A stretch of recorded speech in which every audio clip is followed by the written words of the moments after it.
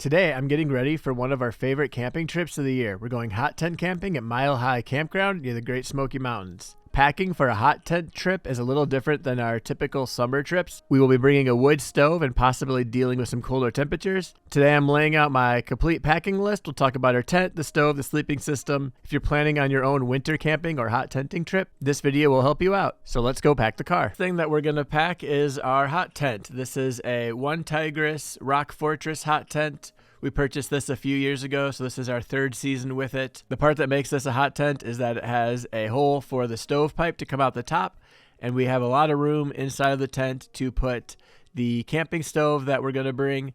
And there is no bottom on this tent, which is actually a good thing because a lot of wood and ashes will fall out, and so not having a bottom on the tent makes it a lot easier to clean. We'll talk about what we put on the bottom in a second. So here's the tent, and now we're going to pack our stove. I have a Winnerwell medium view stove.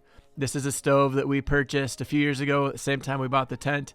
This stove is not light, but we're do a lot of car camping when we're hot tenting. We're not backpacking to our spot. A light stove wasn't a big deal for us.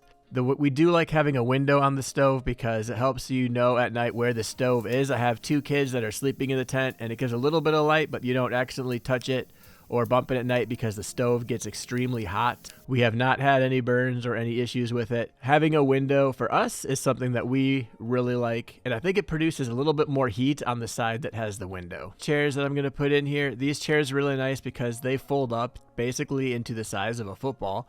And as you can see, I can fit a whole bunch of them. There's one right there. And next to it, I put a GSI utensil set. This is a set I bought a few years ago that I also really like. We've had it on all of our trips all summer, and it keeps all of our utensils together. It has a few different things in there. This carpet right here is what we have on the bottom of our hot tent. It's about half of the tent that's covered with it. Bottom of it is a plastic, and the top of it is like a really small carpet like that you find in the trunk of a car. And it just kind of keeps one half of the tent a little bit cleaner, makes it feel a little bit softer on the inside so you're not just sleeping on the grass. But that's nice to have, but we don't cover the whole bottom because we keep a big pile of wood on the other side of the tent. Another thing that I like to bring is this little coffee percolator. We don't actually use it to make coffee, but we will make hot chocolate over the hot stove in the tent in the morning. I also brought a hot water boiler that's part of the Winnerwell stove. We bought it separately, and it goes around the pipe in the back. We had it on backwards at first, but then it has a little container of water, and you can just pour the water out the bottom. The next thing I always like to bring on a camping trip, especially when we're hot tent camping, is a Coleman lantern. Just gives a cool vintage feel when you're using a wood stove. Then you have a old gas Coleman lantern. So I bring that. I like the light that it makes. We use that at night.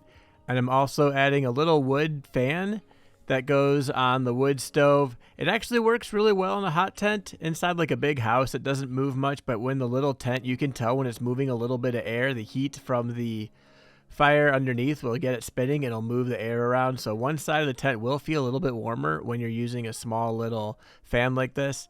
And then the last thing I like to have is this kindling cracker, and I like this because it's a lot safer than using an axe or a hatchet.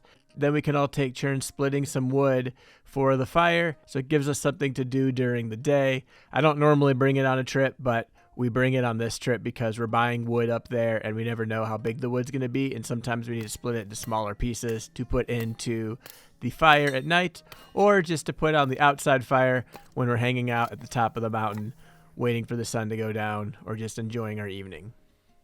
We also have this GSI cooking set that has cups and plates. There's 4 of each, and it has bowls. We use the bowls to make chicken noodle soup on this trip.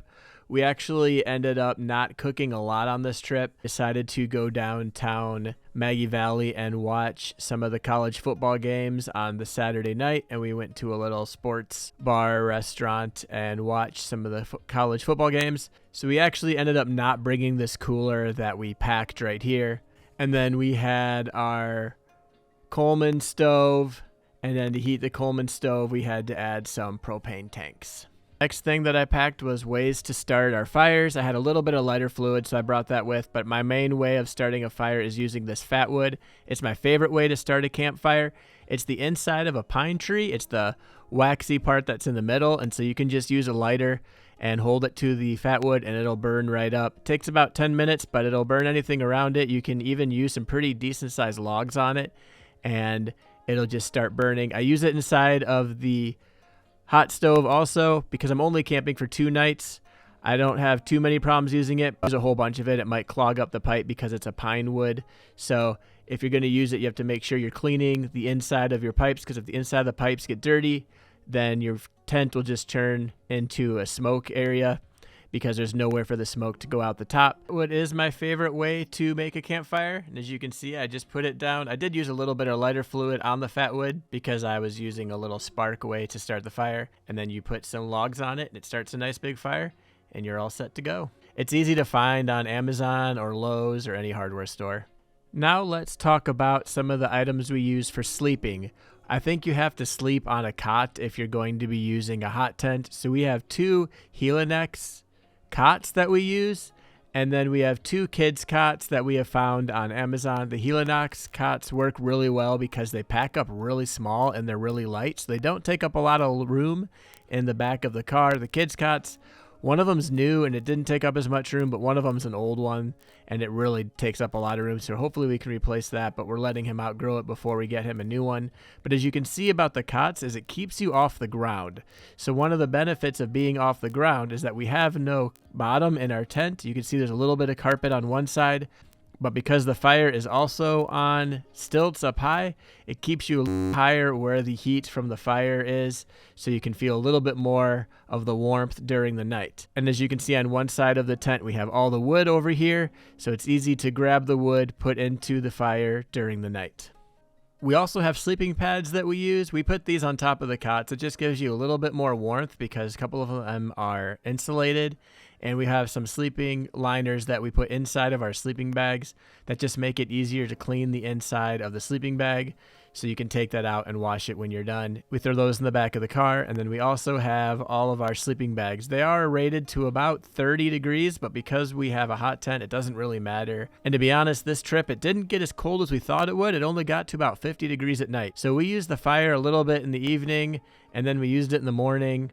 And we kind of let it run really low all night long, but it got pretty hot in the tent. It doesn't need a lot of fire to warm up a tent. It was a lot of fun on our trip, but it definitely was not as cold as we were expecting. We were kind of hoping it would get a little bit colder, but we still had a lot of fun. The leaves are really starting to change on the Blue Ridge Parkway, and so we got to see some of the leaves around there. And then the campground is really cool. You're on the top of a mountain, and you can see really far over towards Cherokee, North Carolina, or into the Great Smoky Mountains National Park, which is across here, across this valley.